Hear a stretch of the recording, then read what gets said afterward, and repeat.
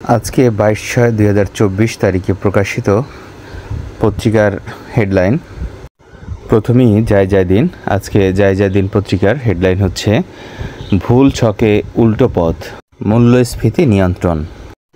আজকে ইত্তেফাক পত্রিকার হেডলাইন হচ্ছে ডিআইজি জামিল হাসান যেন আরেক ভূস্বামী, রিসোর্ট করতে জমি কিনেছে 120 বিঘা, 30 বিঘা জমির উপর বাড়ি, 36 বিঘার গরুর খামার, হাট। ঢাকায় 2 ফ্ল্যাট, 4টি বিলাসবহুল গাড়ি। সমকাল পত্রিকার হেডলাইন হচ্ছে ফ্যাক্টরি, রিসোর্ট, শুটিং স্পট সবই আছে মতিউরের।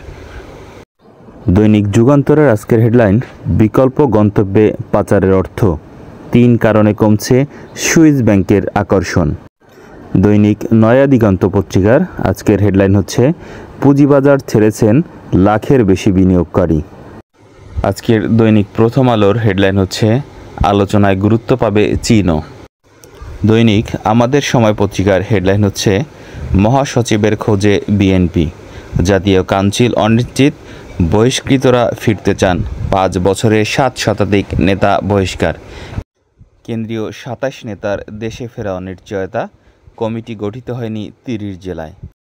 আজকে এ পর্যন্তই। আপনারা সবসময় এডি নিউজের সাথে থাকুন।